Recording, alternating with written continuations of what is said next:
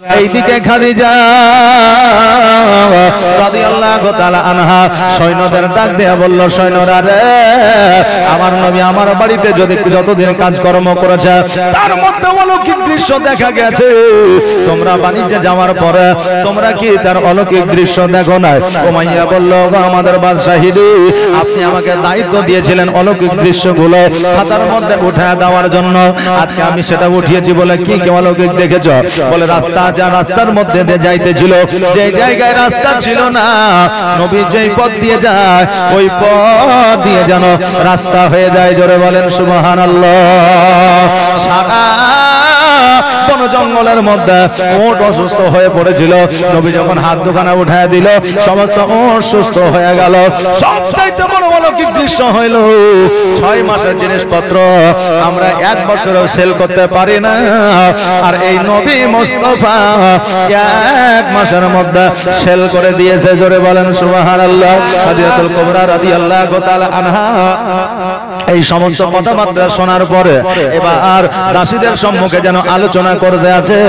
আজকে মোহাম্মদ বড় ইন্টেলিজেন্ট সৈন্য, আজকে মোহাম্মদ আমার খুব গুরুত্বপূর্ণ সেনাপতি।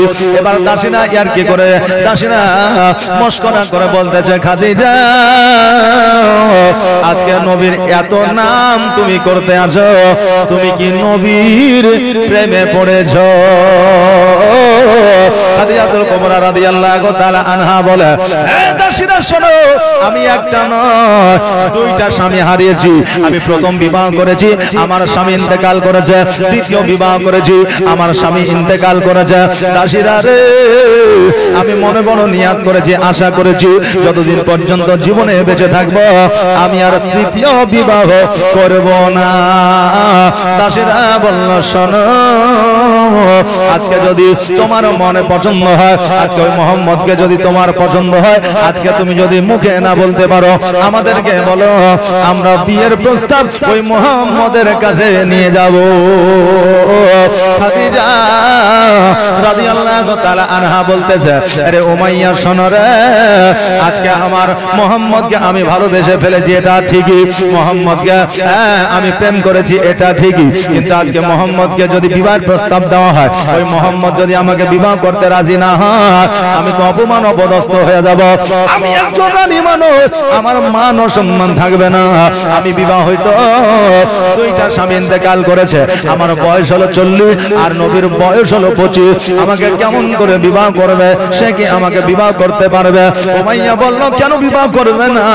তোমার রাজত্ব আছে, তোমার টাকা আছে, তোমার পয়সা আছে, তোমার ধন সম্পদ আছে, আজকে মক্কা নগরে তোমার নাম আছে, তোমার সুনাম আছে, অতএব কেন বিবাহ করবে না? যদি বিবাহ না করে প্রস্তাব দিতে তো কোনো অসুবিধা নাই, বিয়ে করুক আর না করুক প্রস্তাব দিতে তো কোনো অসুবিধা নাই। বেরাদার উমাইয়াকে বলল, উমাইয়া চুক্তি করে বলবি, যদি না বলে আমি তুই জানবো, আর যদি হ্যাঁ বলে তাও আমি আর তুই জানবো। বলে ঠিক আছে। উমাইয়া গিয়েছিল নবীকে প্রস্তাব দিতে, কিন্তু উমাইয়ার মধ্যে একটা স্বার্থ ছিল। কি স্বার্থ?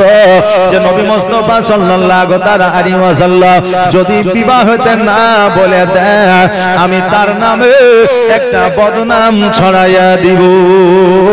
কারণ দেখবে, একটা জগতের মধ্যে কেউ ভালো কাজ যদি করে, জগতের মধ্যে ব্যবসায় যদি উন্নতি করে, দেখবেন ওই উন্নতির পিছনে সব চাইতে বড় একটা হবে হিংসা। মানুষ হিংসা শুরু করবে, বুঝলেন না? এই জন্য নবী মুস্তাফা সাল্লাল্লাহু আলাইহি ওয়াসাল্লাম খাদিজার কাছে প্রিয় হয়ে গেছে। এই জন্য আপনার ওই উমাইয়ার কিন্তু হিংসা হয়ে গেছে। কিন্তু আসলে খাদিজাকে রাজি করার জন্য বললো যে বিয়ে প্রস্তাব দিতে যাবো, আর নবী যদি না বলে দেয় তাহলে তার নামে বদনাম রটাইয়া দেব, এই উদ্দেশ্যে উমাইয়া কিন্তু বলতে গিয়েছিল। বেরাদার, বন্ধু মানে যে সব বন্ধু ভালো হয় এটা কিন্তু সঠিক নয়, ঠিক নয়। এক বন্ধু বুঝলেন বুলেট বাইক নিয়েছে, এখন তো বুলেট বুঝলেন সবাই লিছে, গরিবে লিছে, বড় লোক লিছে। আমাদের এলাকায় যশোইতলা লালগোলা বলে একটা জায়গা আছে, বুঝলেন, এক একটা বাইকের দাম 2,80,000 টাকা বললেন। তো এই ঈদের বললেন 2 দিন আগে ব্যতিক্রম ভাবে যাই হোক টোটোর সঙ্গে অ্যাক্সিডেন্ট, আর অ্যাক্সিডেন্ট হয়ে বললেন ছেলেটা এমন ভাবে পড়েছে বা এমন তার পরিস্থিতি সে বাঁচবে কি বাঁচবে না কোনো গ্যারান্টি নাই। তড়ি ঘড়ি করে হাসপাতাল নিয়ে যাওয়া হলো, ওর যে ট্রিটমেন্ট করবে সেই ট্রিটমেন্টের টাকা আর নাই। কি করছে যুবক ছেলেরা রাস্তায় লরি ধরে বাস ধরে টেকার ধরে টাকা আদায় করছে। বলে কিসের টাকা? বলে কালকে যে অ্যাক্সিডেন্টটা হলো ছেলেটাকে ডাক্তার দেখাইতে হবে। হ্যাঁ রে ভাই 2,80,000 টাকা দিয়ে বাইক চালাইছে আর এই 1 লক্ষ টাকা ট্রিটমেন্টে লাগবে, তার সেটা বাড়িতে না চাঁদা তুলতে হয়েছে। দেখেন একটা মানুষকে বাঁচানোর জন্য চাঁদা তোলাটা অন্যায় নয়, কিন্তু একটা অ্যাটিটিউড দেখাবো যে আমার 5 লক্ষ 10 লক্ষ টাকা আছে, বাড়িতে আমার উনুন জ্বলে না আর বাইরে আমি ফুটানি দেখাবো, এটা কি শোভা পাই? পাই না। 2,80,000 টাকা দামের বাইক চালাচ্ছ আর 10,000 টাকা খরচা হবে তোমার মেডিকেলে, তাই খরচ বাইর করতে পারছো না। মানে এরা কিস্তিতে বাইক নিয়ে ফুটানি মারে, কিন্তু বাড়িতে তার জমানো টাকা 1 লক্ষ টাকাও নাই। কথা বুঝতে পারলেন না? তো এইরকম ফুটানি মারাতে কোনো লাভ আমাদের নাই। একজন বুলেট মোটরসাইকেল কিনে যেতে ধোয়াধুয়ি করছে, তো 4টা বন্ধু রাস্তা দিয়ে হাঁটে এসে বলে কিরে বন্ধু বুলেট নিয়েছিস? বলে হ্যাঁ তোদের দুয়াতে নিয়েছি। তো ওরা মনে মনে বলছে যে আমার দুয়াতে যদি আমার দুয়া যদি লেগে যেত তাহলে বুলেট তো দূরের কথা, কারণ সাইকেলও নিতে পারতে। হ্যাঁ মানে আমি তো দোয়া করি না তোর লেগেছে তুই যে বুলেট কিনবা কি বলে সুপার কিনবা হোন্ডা কিন, এরকম দোয়া তো করি না। আমি তো চাই যে তুই নিঃস্ব হয়ে যা, কিন্তু আমার দোয়া কবুল হয় না বলে তুই আজ বুলেটে চড়ছিস। আর যদি দোয়া কবুল হইতো তাহলে বুলেট আজ চাপতে পারতিস না। তো সব বন্ধু ভালো হয় এটা নয় বাবা। কিছু বন্ধু মুখোশধারী সম্মুখে থাকে ভালো হয়ে, কিন্তু পেছনে আপনার সঙ্গে দুশ্মনী করে। সবচাইতে বড় দুশ্মন হলো এটা যে সামনে ভালো পেছনে খারাপ। কথা বুঝলেন না? বেরাদান মিল্লাত ইসলামিয়া ওই উমাইয়া আমার নবী মুস্তাফা সাল্লাল্লাহু তাআলা আলাইহি ওয়াসাল্লামের কাছে আসলো। আসার পরে বলে মুহাম্মদ আজকে খাদিজা তোমাকে বিবাহের প্রস্তাব পাঠিয়েছি, বলো বলো তুমি কি বিবাহে রাজি আছো? নবী আমার হঠাৎ করে শোনার পরে নবী আমার বলতেছে উমাইয়া শোনো রে, আজকে আমি খাদিজাকে বিবাহ করব কি না করব সেটা তো পরের কথা, কিন্তু আমার অভিভাবক আছে, আমার চাচারা আছে, আমার চাচাদেরকে গিয়ে বলো আমার চাচা যদি রাজি হইয়া যায় আমি নবী রাজি হইয়া যাব। উমাইয়া খাদিজার দরবারে আসলো। আসার পরে খাদিজাকে বলল খাদিজা আমার নবীজি এই কথা বলেছে। বলে তাহলে তার চাচাকে ডাকা হোক। আমিরা হামজাকে ডাকা হলো। আমিরা হামজাকে বলল তোমার ভাতিজাকে বিবাহ দিবা আমার সঙ্গে। ওই আমিরা হামজা বলল আমি একাই ডিসিশন নিতে পারবো না, কারণ আমার ভাতিজা আছে, আমার ভাতিজার মতামত নিতে হবে, কারণ আমরা হ্যাঁ বলে দিলে তো হবে না। আজকাল বাবা বিয়ে আমরা দিই, আমাদের জামাই আমাদের বহুনু আমাদের দুলা ভাই আমাদের অন্যান্য কুটুম সদর যায় বউ দেখতে, কিন্তু যে বিয়ে করবে তাকেই নিয়ে যাওয়া হয় না। যে বিয়ে করবে সারা জীবন চলবে তাকে নিয়ে যাওয়া হয় না, কিন্তু তার দুলা ভাই চাচতো ভাই ফুফাইতো ভাই তারপরে আরো মামাইতো ভাই তারা যায় বউ দেখতে। আশা করে বলেন না খুব ভালো, সো বিউটিফুল, একদম ভেরি নাইস, করা যাবে বিয়ে। তখন তাদের কথা শুনে বিয়ে করে এলো। এবার বললেন 2 দিন 3 দিন পরে দেখছে যে আসলে মেয়েটা মেকআপ করা ছিল। বলেন 5 দিন পরে বলছে ডিভোর্স দিতে হবে। এইরকম অনেক ঘটনা আছে। কথা বললেন না হয়েছে। এই জন্য বিয়ে যদি দিতে হয় মেয়েরও পরামর্শ নেন যে জামাই পছন্দ কিনা, আর জামাইয়েরও পরামর্শ দেন যে মেয়ে পছন্দ কিনা, কারণ আপনার মামাইতো ভাই ফুফাইতো ভাই খালাইতো ভাই সংসার করবে না, সংসার করবে তারা দুজন, তাহলে তারা দুজন দুজনকে মানিয়ে নিতে পারছে কিনা সেটা দেখতে হবে নাকি বলেন সুবহানাল্লাহ। এবার আমার হযরত আমিরা হামজা বলতেছে খাদিজা আজকে আমার ভাতিজার মতামতের প্রয়োজন আছে। আমার ভাতিজাকে আমি কি বলবো? আমার ভাতিজা যদি রাজি হইয়া যায় তবে আমরাও রাজি হইয়া যাব। এবার আমিরা হামজা বাড়িতে গেল। আমার নবী মুস্তাফা সাল্লাল্লাহু তাআলা আলাইহি ওয়াসাল্লামকে ডাকা হলো। এবার তার চাচাদেরকে ডাকা হলো। এবার ডাকার পরে একটা আলোচনা হইল। আলোচনার মাধ্যমে বলল নবী যেহেতু আইতেন, তার মা নাই তার আব্বা না, আজকে যদি খাদিজার সঙ্গে বিবাহ দিয়ে দেওয়া হয় আজকে নবী মুস্তাফা সাল্লাল্লাহু তাআলা আলাইহি ওয়াসাল্লামের উপরে কেউ আঙুল তুলতে পারবে না। অতএব শোনো রে, আজকে তোমার বিবাহ খাদিজার সঙ্গে দেব, তুমি রাজি আছো কিনা বলো।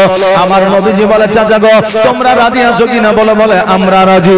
আমার নবী বললেন আমিও রাজি, কিন্তু 3টা শর্ত রয়েছে। 3টা শর্তে যদি রাজি হইয়া যায় আমি নবী রাজি হইয়া যাব। জোরে বলেন সুবহানাল্লাহ। আমির হামজা বললেন কি শর্ত বলো? বলে এক নম্বর শর্ত হলো তার যত জমি জায়গা টাকা পয়সা ধন সম্পত্তি হীরা মণি মুক্তা আছে সব কিছু দান করে দিতে হবে, বিলীন করে দিতে হবে, ফকির মিসকিনকে দান করে দিতে হবে। দ্বিতীয় নম্বর হলো আমি যে একটা খেজুর নিয়ে এসে দেব, এক সপ্তাহ আমার হারে থাকার পরে ওই খেজুরটা খেতে বসবে, ওই সময় যদি ফকির মিসকিন চলে আসে নিজে না খাইয়া ওই ফকির মিসকিনকে দিয়ে দিতে হবে। তৃতীয় নম্বর শর্ত হইল আমি একটা কাপড় যদি নিয়ে এসে দিই ওই কাপড়টা পরিধান করে অতিবাহিত করতে হবে জীবন। দ্বিতীয় কাপড় আমার কাছে চাইতে পারবে না, কারণ আমি গরিব মানুষ। আমার বিবি যদি আমার কাছে চায়, আমি যদি দিতে না পারি আমি লজ্জিত হব, আমি অপমানিত হব। এই জন্য আমি একটা কাপড় দিব, আর ওই একটা কাপড় পরিধান করে জীবন যাপন করতে হবে, দ্বিতীয় চাইতে পাবে না।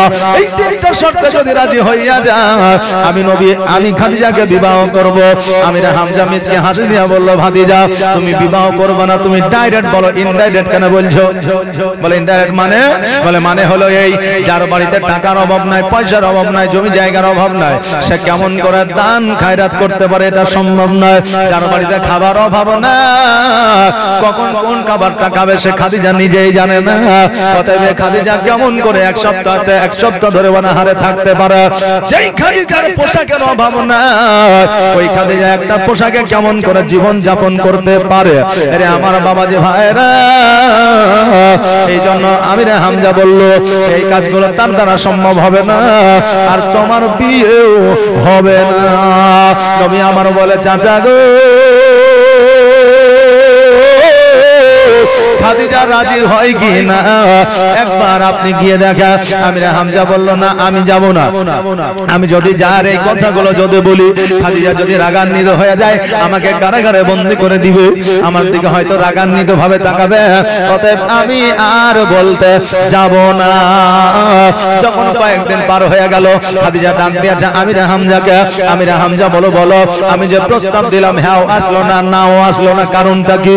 এবার আমির হামজা চতুর্দিক ভাবার পরে বলছে আমার ভাতিজা বিবাহ করবে না। শর্তগুলো আর বললো না, যে শর্ত বললে হয়তো রেগে যাবে, এই জন্য বললো আমার ভাতিজা বিবাহ করবে না। যেমন এই কথা বলেছে খাদিজা অঝরণ এনে কান্না করতে আরম্ভ করেছে, তুই চোখ দিয়ে অশ্রু ঝরে যায়। আমার আমির হামজা রাদিয়াল্লাহু তাআলা আনহু খাদিজার কান্না দেখিয়া বলতেছে, খাদিজা তুমি কান্না করিও না রে মা, কারণ হইল আমার ভাতিজা ডাইরেক্ট বিবাহ করব না এই কথা বলে নাই। বলে কি বলেছে? বিবাহ করবে, কিন্তু তিনটা শর্ত দিয়েছে। বলে কি কি শর্ত? বলে এক নম্বর শর্ত হলো তোমার জমি জায়গা টাকা পয়সা হীরা মণি মুক্তা সোনা দানা দান করে দিতে হবে।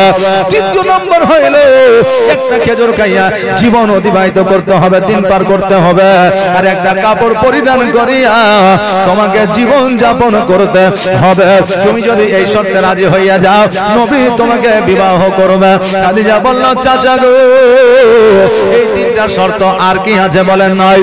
আজকে খাদিজা বলতেছে, চাচা গো আজকে নবীজি তিনটা শর্ত তো দূরের কথা, নবী যদি বলতো খাদিজার কলিজা আমি নেব, আজকে আমি নবীকে এত ভালোবাসি, এত মহব্বত করি, প্রয়োজনে আমার নবী যদি কলিজা চাইতো আমি খাদিজা আমি সশরীরে আমি স্বইচ্ছায় আমার কলিজা বার করে আমার নবীর পায়ের তলে বিছায়া দিতাম। জোরে বলেন সুবহানাল্লাহ।